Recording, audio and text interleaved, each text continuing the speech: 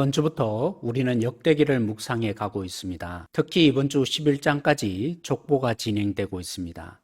역대기의 중심 메시지를 우선 살펴보겠습니다. 첫째, 하나님의 구원의 역사입니다. 의미 있는 사건을 기록하고 해석한 것이 역사라면 하나님이 구원을 위해서 역사하는 손길을 우리는 믿음으로 보게 됩니다. 이걸 우리는 구속사라고 합니다.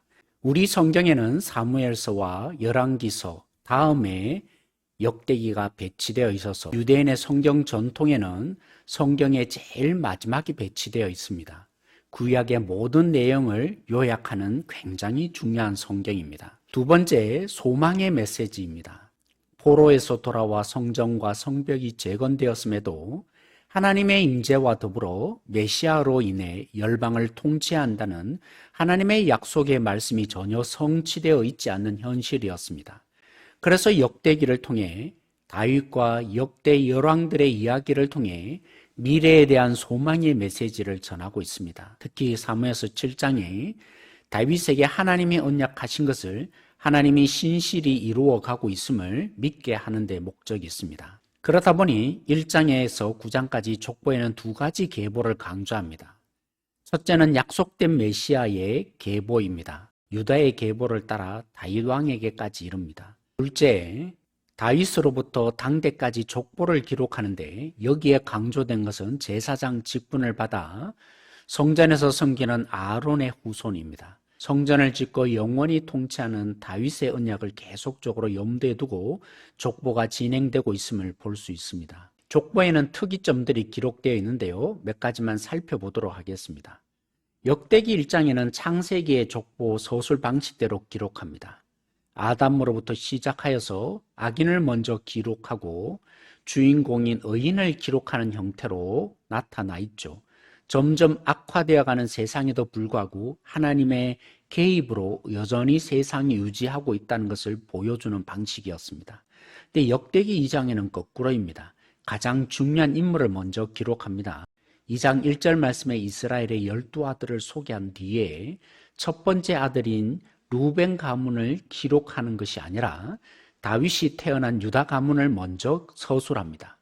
그러니 유다 손자 헤스론의 아들 중에서도 둘째 아들 람의 자손을 또한 먼저 기록하죠.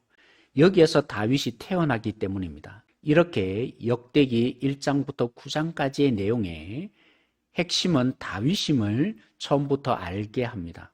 5장 1절에 루벤이 장자라는 것을 분명히 합니다.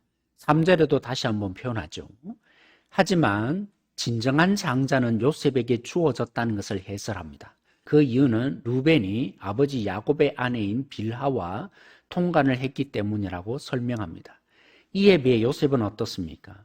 이스라엘 가정을 위해서, 나아가 이스라엘 민족을 살리기 위해서 하나님이 희생자로 삼았기에 장자의 명분을 얻습니다. 자신의 욕망을 위해서 살지 않고 하나님의 역사를 볼 수 있는 자가 온 세상의 장자 이스라엘입니다. 요단 동편에 있는 지파에 대해 언급을 18절 이하에 합니다.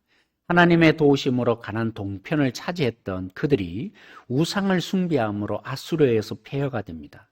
하나님을 의지하고 신뢰하는 진정한 승리자가 이스라엘입니다. 목요일 본문인 7장 1절과 12절 사이에 이사갈 지파의 족보에 용사라는 표현을 등장시킵니다. 대대로 용사였고 막강했던 그들이 비참하게 포로가 되었습니다.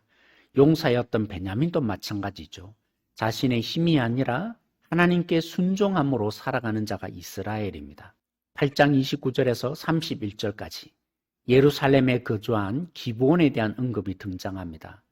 자신들이 살고 싶어서 먼 나라에서 온 것처럼 속여서 언약한 결과 이스라엘의 종으로 사는 저주를 받았죠.